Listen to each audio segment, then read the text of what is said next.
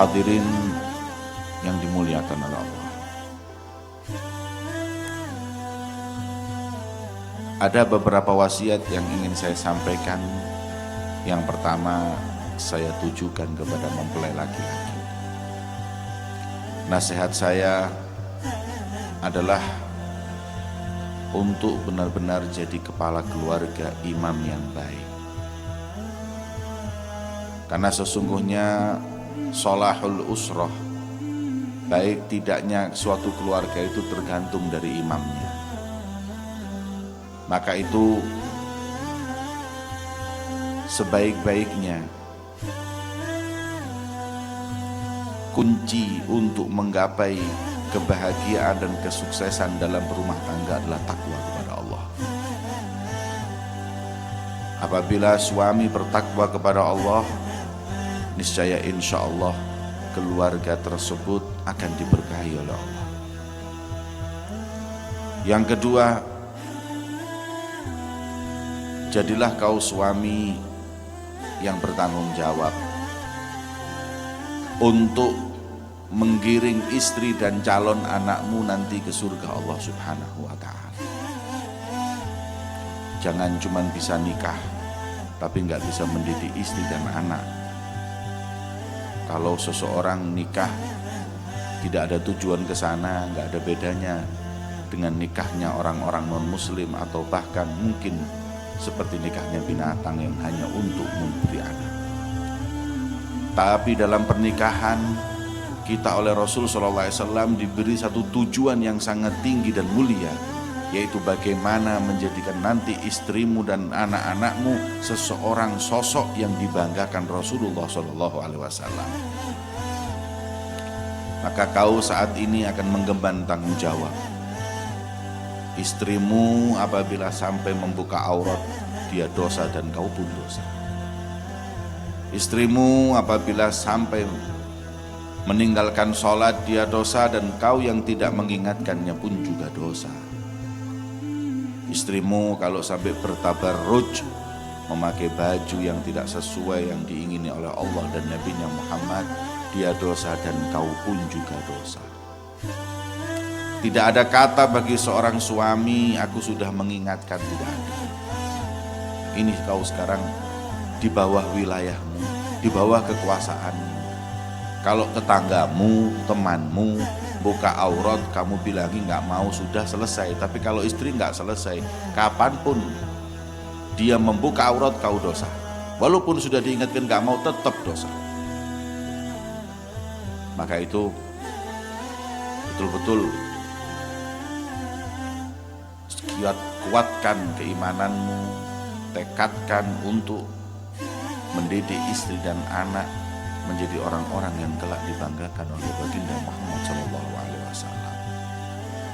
Dan jadilah kau laki-laki yang ghayur, yang pencemburu. Laki-laki pencemburu itu laki-laki yang punya iman. Laki nggak punya cemburu itu nggak punya iman. Kau cemburu kalau istrimu berjalan dengan laki-laki yang bukan mahrimnya atau bukan mahramnya, itu bagus. Bersalaman dengan laki-laki yang bukan mahramnya, itu mulia. Kalau kau cemburu, kau marah, itu hal yang baik. Tapi diammu, bungkammu kepada itu semua menunjukkan bahwa engkau mempunyai keimanan yang tipis. Kau nggak selamat, gimana mau menyelamatkan yang lain? Maka nasihat saya kepada pengantin laki-laki, jadilah imam, pemimpin yang soleh. Dan yang terakhir, wa ashiruhunna bil ma'ruf, lemah lembutlah kau kepada istri. Berkatalah kata-kata yang baik, pilihlah kalimat yang tidak melukainya. Perempuan itu hatinya gampang pecah, gampang retak, maka pilih kata-kata yang baik. Rasul sallallahu alaihi wasallam mencintai, menghargai seorang laki-laki yang mampu untuk berbuat yang paling baik kepada istrinya. Khairukum li ahli wa ana khairukum li ahli.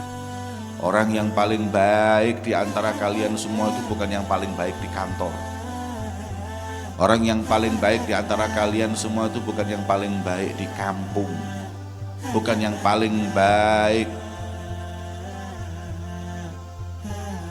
di sekitarnya, tapi yang paling baik di antara kalian yang paling baik dengan anak dan istri.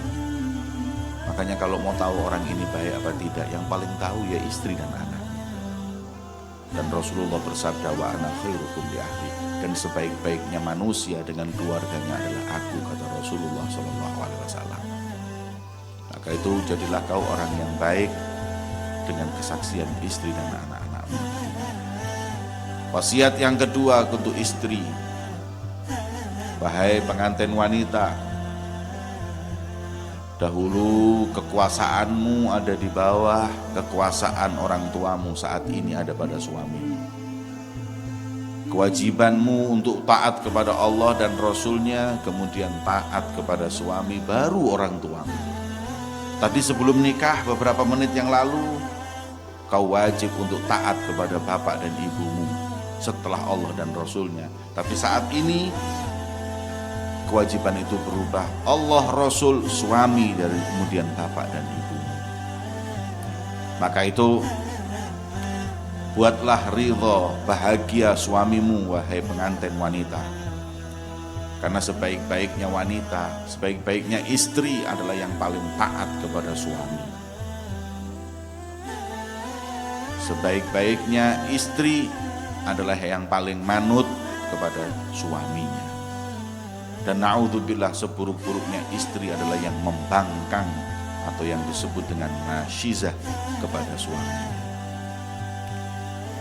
Rasulullah SAW beliau bersabda, "Lau kuntu amiran ahadan an yasjuda li ahadin la amartu zaujah an tasjuda li zaujiha." Kalau saya bisa memerintahkan orang untuk sujud kepada orang yang lain, saya tidak perintahkan orang sujud kepadaku, kata Rasulullah, tapi saya perintahkan istri sujud kepada suaminya. Banggalah ketika kau taat kepada suamimu. Banggalah ketika kau manut kepada suamimu, walaupun kadang-kadang orang-orang awam mencemoohmu. Ah, iki keweden mbek bojone. Keweden mbek bojone itu bukan cacian, itu adalah pujian. Justru kalau yang Anda lo kon wani ambek bojomu, lah aku ya wani ambek bojoku, itu bukan suatu kebanggaan, itu sesuatu yang hina. Anda bangga dengan satu yang hina? Ya. Maka daripada itu, taatmu kepada suami adalah amalanmu yang membawa ridha Allah dan Nabi-Nya Muhammad SAW. Nasihat yang ketiga, para bapak yang hadir di sini. Idza ja'akum man tardawna dinahu wa khuluquhu fazawwijuhu. Wahai para bapak, kalau sudah datang orang yang baik ke rumah bapak, meminang putri bapak, dan dia orang yang baik dalam dua hal. Yang pertama akhlaknya, dan yang kedua adalah dinnya, atau sebaliknya, yang pertama adalah agamanya, yang kedua adalah akhlaknya. Kalau mau menikahkan anak, lihat dua hal ini. Yang lainnya itu bisa untuk dimaafkan kurang lebih, tapi yang ini nggak bisa kurang lebih. Kalau ada orang datang meminta anakmu, yang pertama kali dilihat agamanya. Ini orang agamanya gimana? Agamanya Islam, alhamdulillah. Alirannya apa ini alirannya? Ahlus sunnah wal jamaah, alhamdulillah. Kemudian yang kedua, bagaimana akhlaknya, sholatnya 5 waktu, bagaimana ngajinya, bagaimana budi pekertinya, dan lain-lain. Kalau sudah benar, fazawwijuhu, nikahkan. Wa illam taf'alu takunu fitnah. Kalau kau nggak melakukan itu semua, yaitu kau menikahkan anakmu hanya melihat kekayaannya, jabatannya, ataupun sekolahnya duniawiyah, itu akan menjadi fitnah di antara kalian. Pilihlah menantu yang bisa ngaji. Sampean mau melepaskan putri sampean ini kepada siapa? Mau dibawa ke surga apa mau bawa ke neraka? Sebab kalau sudah sampean serahkan, sampean saat ini sudah nggak lagi mempunyai kekuasaan seperti sebelumnya. Itu difikirkan betul-betul. Sa'id ibnu Musayyib, anaknya diminta, anaknya Malik bin Marwan, Bayangin Malik bin Marwan itu presiden, kalau bahasa kita RI 1. Anaknya presiden datang ke rumahnya, minta anaknya Sa'id ibn al-Musayyib. Beliau mengatakan bahwa maaf, saya tidak bisa menerima khidbah atau pinangan ini. Ditolak. Kemudian ketika ditanya jawabannya apa? La uridu ana wa binti musalsalaini ila jahannam. Saya nggak mau saya dan anak saya perempuan nantinya dirantai sama Allah, dimasukkan ke neraka jahanam. Kenapa?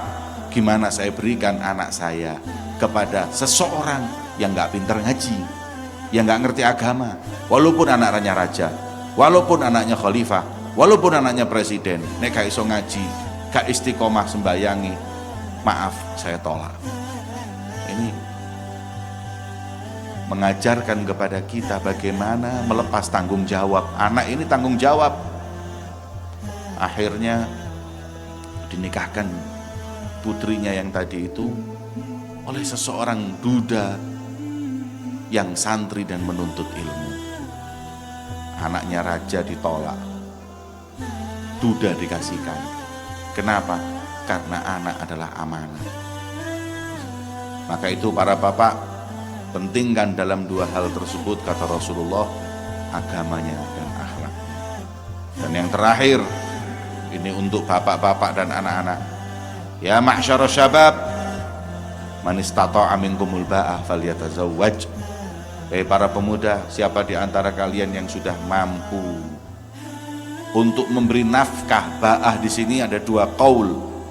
Yang pertama al-ba'ah itu nafkah, ada yang kedua al-ba'ah ay jima'. Siapa di antara kalian yang sudah mampu memberi nafkah kepada istrinya, maka nikahlah. Dalam riwayat, siapa yang sudah mampu untuk menggauli istri, maka nikahlah. Sudah gak repot-repot ini. Umur 21 kalau memang sudah mampu untuk cari nafkah, bisa memberi nafkah kepada calon istri dan anaknya nanti, falyatazawwaj, nikah. Ini orang sekarang ini kalau ada orang nikah umur 21 bingung. Selingkuh terus rabi, umur 19 gendaan gak bingung kok. Anakmu zina umur 19 tahun, 18 tahun wis gendaan kon gak bingung. Umur selikur taat sama Allah nikah kon bingung. Cara berpikir model apa yang ada pada otaknya orang-orang tersebut? Nikah umur 21 nggak masalah. Sayyidina Ali nikah umur 21 itu taat, mulai kecil dipelihara sama Nabi Muhammad. Umur 21 nikah. Padahal beliau itu kalau seumpama umur 40 nikah masih kuat menahan nafsunya, karena saking taatnya sama Allah. Apalagi kita ini nggak kuat nahan nafsu. Kalau mestinya Sayyidina Ali itu 21, kalau perlu kita 20 sudah nikah. Ada yang mengatakan nikah itu kayak Rasulullah umur 25. Yang kon golek rondo umur 40 kayak Kanjeng Nabi ngono. Itu bukan sunnah 25 21, tapi kata Rasulullah, man istata'a minkumul ba'ah, yang mampu untuk memberi nafkah. Kadang orang tua yang menghambat. Anak ketika menginginkan pernikahan, orang tua yang menghambat. Orang tua yang seperti itu dikatakan Rasul sallallahu alaihi wasallam, sayati ala nasi zamanun yakunu halaku rajul biyadi abawai. Akan datang di suatu zaman di mana orang binasa di tangan kedua orang tua. Anak minta nikah nggak boleh, tapi kalau pacaran dibolehin. Ini kata Rasulullah. Anak perempuannya sudah ada yang mau, nggak dikasihkan, untuk biarkan sekolahnya itu lulus dulu. Apa ini anak lulus dulu biar sarjana, biar selesai? Ya nikah sambil kuliah. Anda nggak takut kalau kita ini dipertanggungjawabkan kalau anak itu nanti melakukan hal yang tidak benar dengan laki-laki, bapak tanggung jawab sama Allah. Makanya kalau ada orang laki-laki yang baik, minta bismillah berikan, selama dia orang yang soleh dan mau bertanggung jawab dengan nafkahnya. Nafkah itu nggak repot hadirin. Katanya ulama Syafi'iyah, nafkah yang wajib disebut dengan ba'ah itu nafkah yom wa lailah, nafkah 1 hari 1 malam, wa kiswatu faslin, dan baju 1 musim. Makan satu hari satu malam itu berapa? Anggap sehari 3 kali itu berapa sekarang? Sehari 3 kali itu, satu kali makan anggap piro? Sekali makan 30.000. Nek bojomu lemu 50.000. 50.000 dipengno telu 150.000. Membelikan baju untuk dia satu musim berapa? Anggap 500.000, 650.000 lah. Berarti berapa? 800.000, anggap 1 juta. Kata Rasulullah, barang siapa punya uang 1 juta, itu berarti sudah mampu memberi nafkah kepada calon istrinya, falyatazawwaj. Makanya arek nom-nom di duit 1 juta, gak usah tuku handphone Rabio ngono lho. Kemudian orang tua yang menjadi sebab penghambat pernikahan anak-anaknya. Kadang-kadang anak diminta orang baik nggak dikasihkan, anaknya mau menikah nggak boleh. Ate mbok pangani opo anakmu? Kon kerjamu sik koyo ngono. Lho ya justru sing kerjamu koyo ngono iku mau Gus Malik tadi menyampaikan ayat yughnihimullahu min fadli. Nek kepingin kon iki sugih, katanya Allah jaminannya ada pada nikah. Wa ankihul ayama minkum. Tapi kalau dengan gendaan, kata Rasulullah, lal ghina ma'az zina. Nggak ada yang namanya rezeki itu datang dengan perzinaan, itu nggak ada, kata Nabi. Tapi rezeki datang dengan wa ankihul ayama minkum wasalihina min ibadikum wa imaikum iyakunu fuqara. Wong-wong iku lek melarat dijanjeni mbek Gusti Allah, yughnihumullah, disugihno. Agama ini nggak bisa dibuat akal-akalan. Memang akal-akalannya nek zina itu gak bondo, tapi nek rabi bondo. Tapi kebalikannya, justru sing zina nggarai melarat, sing nikah nggarai sugih. Itu kadang orang sekarang, bapak eko nanti mbok pangani opo anakmu kok kerjamu sik gak karu-karuan. Jawaban yo gak karu-karuan iki obate rabi. Nek kepengin rezekine barokah, insyaallah rabi, selama dia itu punya tanggung jawab. Ada orang, Pak kula badhe rabi, wis kerja gak karu-karuan de rabi, dimangani opo anak bojomu, wis gak usah. Besoknya datang, Pak kula badhe rabi. Gak usah, sik Pak, niki kula dijamin ambek haji sebelah ini. Nek rabi dikei omah, nek rabi dikei motor, nek rabi engko dibantu segalane, engko dikei kerjaan kok sembarang kali. Haji sapa? Haji sing sugih niku lho. Waduh. Lek haji ku sing jamin yo bismillah nak. Wis rabi yo wis bismillah, tak tengakno lancar. Dijamin mbek haji. Akhirnya nikah, malam pertama hajine mate. Saya sapa sing jamin kon saiki? Bingung Pak, sing jamin kula mati. Lho kok iso? Lah ya wis. Biyen sing jamin Gusti Allah, hayyun la yamut, yang hidup gak akan mati sampean gak gelem. Saiki sing jamin haji niki sing mayyitun la hayy saiki wis. Mate gak bakal urip maneh iki. Sampean mau. Sekarang gimana kalau saya seperti ini? Niku jaminane menungso, tenang hatinya, jaminane Gusti Allah mboten tenang. Maka itu para hadirin dan hadirat yang dimuliakan oleh Allah, mari pernikahan ini kita berharap bisa menjadi keberkahan untuk kedua mempelai, dan insya Allah diberi oleh Allah keluarga yang sakinah, mawaddah dan rahmah. Amin ya rabbal alamin. Sallallahu ala sayyidina Muhammadin wa ala alihi wasallam. Walhamdulillahi rabbil alamin.